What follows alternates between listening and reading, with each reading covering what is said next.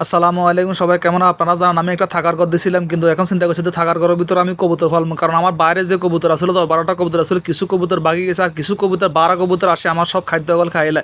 তো এই কারণে চিন্তা করছি যে ঘরের ভিতরে এগুলো সিস্টেম করতে পারবো, না হলে কিন্তু আমার অনেক টাকা হচ্ছে, কারণ এই দেশে খাদ্যের দাম অনেক বেশি।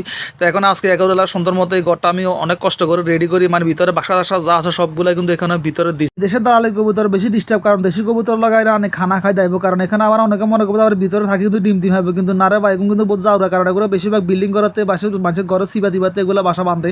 তো এই কারণে আমি বলতে না ভিতরে সিস্টেম করছি, না হলে কিন্তু এখানে জানালা দিয়েছি, জানালা দিয়ে দেওয়ার কারণে সেখান থেকে মানে গরমের দিনে হাওয়া ঢুকবো, না হলে আবার দরজা বানাইছি দেখছেন, না হলে কিন্তু মানে হাওয়া ঢুকতো, না হলে গরমের দিনে কিন্তু অবস্থা কারণ সব কবুতর মরে যাবে। এই কারণে আমি সুন্দর মতো তার কারণ এখানে সুন্দর মতো জানালা বটা করে দিচ্ছি, কারণ না হলে কিন্তু হাওয়া যদি না ঢুকে, কারণ গরম শীতের দিনে তো সমস্যা হতো, কিন্তু গরমের দিনে সব কবুতর মরে যাবো। আমি প্রথমে 12 দিয়েছিলাম, কারণ বাংলাদেশের সিস্টেমে, কারণ বাংলাদেশে যেরকম আমি 12 হালছিলাম, এই কারণে মনে হচ্ছিলাম 12 দিলে থাকবো। পরবর্তী দেখে দিন আরবার দালালি কবুতরের যে বিশ্বাস শুরু করে দিয়েছি, কিন্তু না হলে কিন্তু সমস্যা। এই কারণে আমি দুই করে গড়ানে ঢুকালাইছি।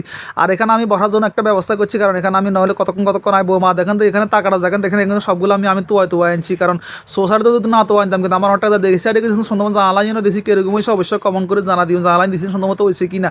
তো অবশ্যই আমরা যদি চাই এরকম যদি করতে পারেন কোনো সমস্যা না। তবে বাংলাদেশে কিন্তু সিস্টেম হয় না, কিন্তু বাংলাদেশে করলে কিন্তু ভিতরে কিন্তু থাকতে না কবুতর, বাংলাদেশের কবুতর মারা যাবে। তো ভিডিওটা কেমন হয়েছে অবশ্যই কমন করে